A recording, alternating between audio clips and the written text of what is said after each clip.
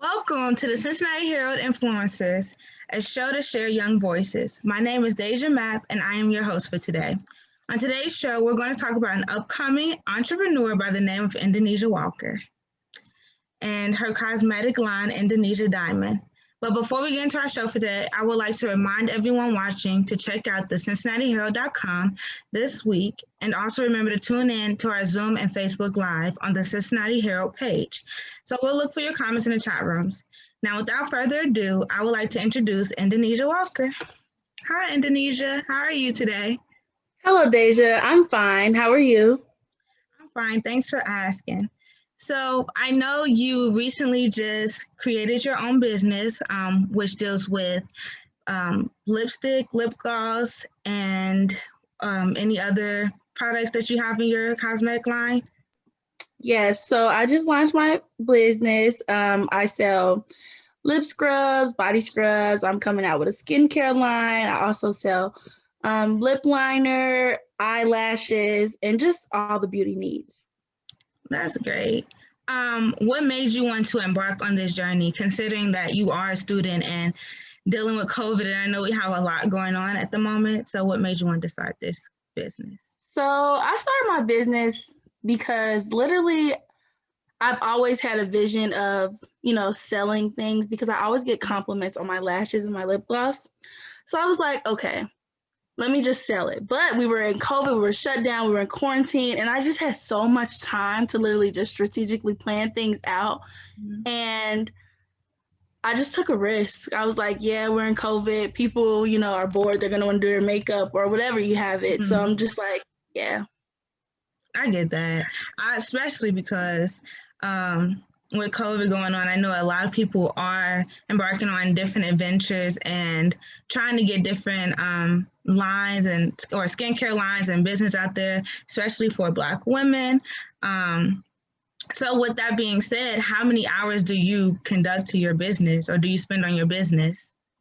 So being a full-time student, taking anywhere from 15 to 18 credit hours, I don't really have a lot of time to give my business, but I try to at least give my business at least 3 hours a day, out of 5 days. So I try to spend a decent amount of time on my business. But when I'm not in school, that's when I really, crank. But yeah. So far, have any of your new, or I guess any of your new products, has it affected any of your studies? I know you only spend just so much time on it because you have a lot of credit hours, but have you seen any grades dropping or anything of that sort? Yes. So I recently just shut my business down because I did notice a decline in my grades when I first launched my business in August. Mm-hmm. That's exactly when school started for the last semester of junior year. Well, the previous semester. And I was like trying to juggle both. And that was when I was putting in so many hours of my business. I mean, from social media posts to website updating. And I did notice like, okay, I'm putting a lot into this, but I'm kind of slacking off in other places. So I had to shut down my business. It's still running. I'm still making new, new things, and it's still coming. I'm just strategically working on it. That way I don't have to struggle. So I shut down my business in like October, and I ended up ending the semester really good because it was like schoolwork business, and I had to do, school. So yeah. Speaking of your social media, how do you keep your websites looking, I guess, presentable, and how do you keep posting and keeping it interactive with your followers on social media? So the thing that I really invested in, that it's probably the best thing I've invested in since starting my business, was a business planner.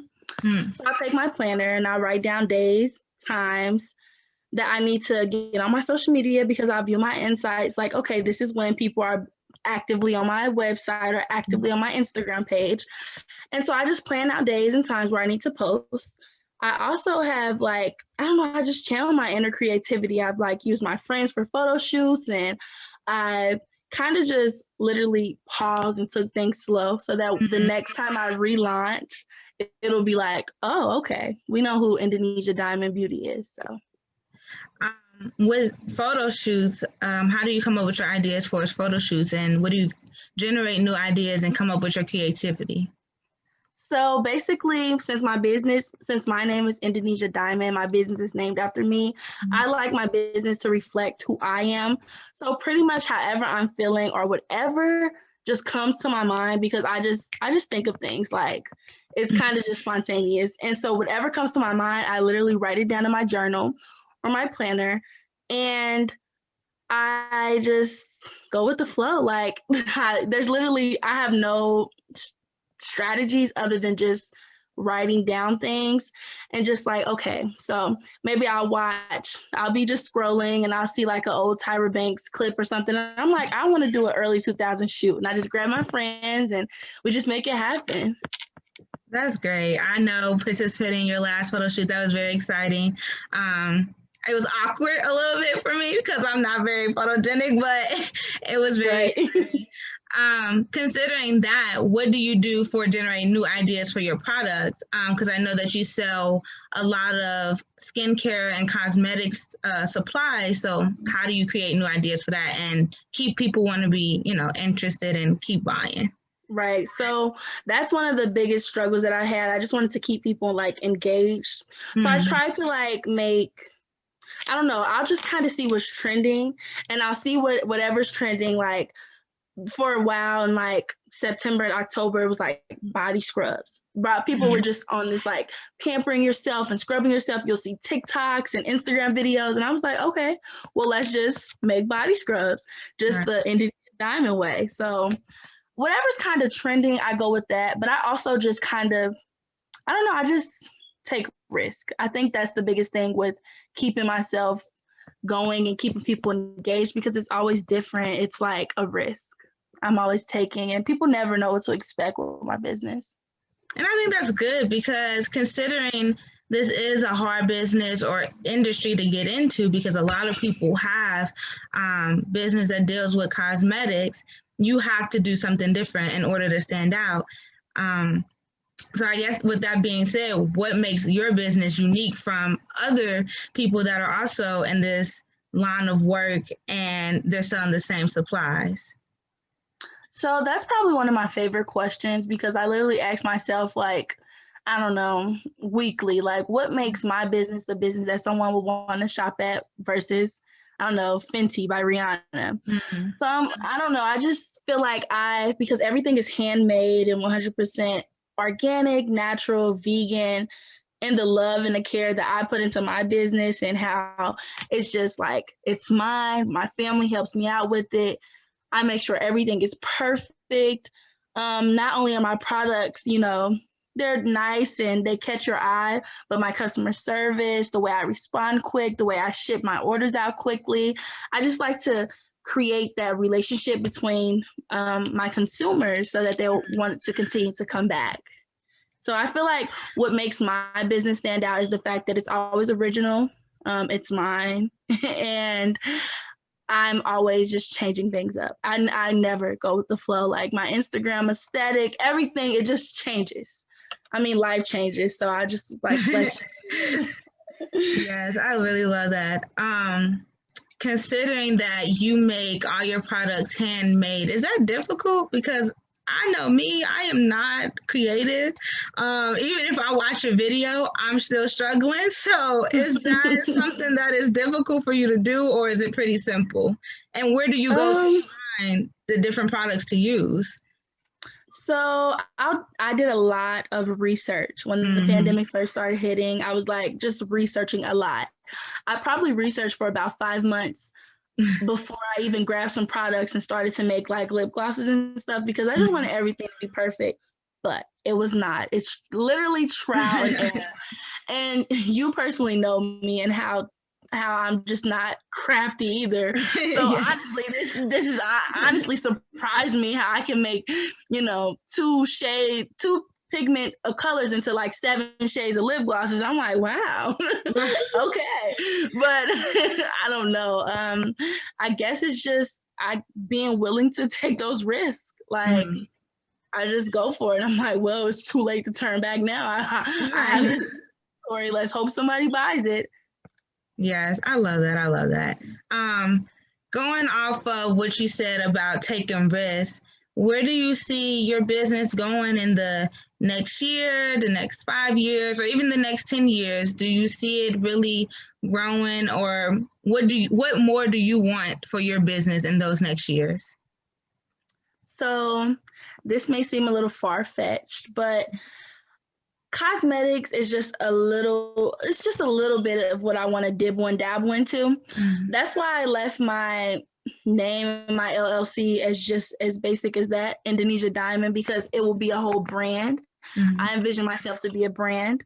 You know, if you know me and you follow my social medias, you know I make videos cooking, and I'm a pre-law student. So I have a lot of things that I want to do. So for the brand itself, Indenesia Diamond, I literally see us in the next year, because of how I've been planning things out and how I'm just like, you know, I'm not going to say manifesting, but I'm just praying, and I'm executing everything that I'm actually executing these goals that I set for myself. So I see my business taking off. I see us getting big, you know, networking with some huge people, and just, I don't know. And even if it's not as big as, you know, Savage by Fenty, I feel like it'll at least be a Cincinnati household business. You know, like, oh yeah, I have my Indenesia Diamond, whatever. And that's okay to have a local business. We definitely support and want more Black-owned local businesses, because the owners obviously know their consumers and their customers, especially with being in the city. So with that being said, what are your greatest strengths and even your greatest weaknesses with building this business? I feel like my greatest strengths are probably the fact that I study law. So I'm always making sure that everything that I do is legal. Everything, I'm going by the books. I want to make sure that everything is not, you know, there's no way that anybody can sue me or whatever the case may be. Right. Nothing illegal.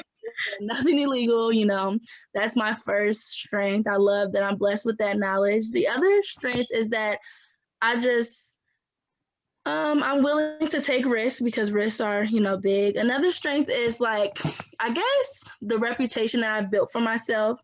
So people know me and they're like, okay, well, she's trustworthy. We can shop with her business. And my greatest weakness will probably be that I'm a perfectionist. I want everything to be perfect. Like, this business is my baby, and it's like, I just want it to be perfect. So sometimes I'm taking these big risks, and I'm like, oh, I just hope this turns out perfect. Right. And it'll keep hours at a time just trying to make sure everything's perfect. And sometimes when I feel like it's not perfect to my eyes, I won't do it. And I'm like, dang, I probably just missed out on something that could have blew me up. You know what I'm saying? So that's probably my greatest weakness, is just wanting everything to be perfect. Well, me and you both have that in common. I'm definitely a perfectionist as well. So I definitely understand where you're coming from with that. Well, what's my last question? Because you said that you have a bunch of greatest strengths and you also have weaknesses. And with you being in this business, although it hasn't been very long, you still, you know, learned quite a few things while going through the process.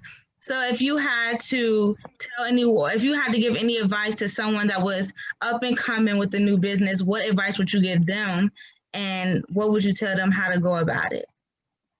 So the first piece of advice that I would want to give would be to just go for it. I know that when you're starting a business, it could be super discouraging when the moment you realize, like, oh, wow, I want to do this, you start to notice everybody else who does it. Like, you're like, wow, so there's a lot of lip gloss businesses in Cincinnati. Right. If I would have, like, let that stop me, I wouldn't be where I am now. So that'll be one of my, you know, pieces of advice. Just go for it. There's so much money in the world, so much money to be made, so many different people.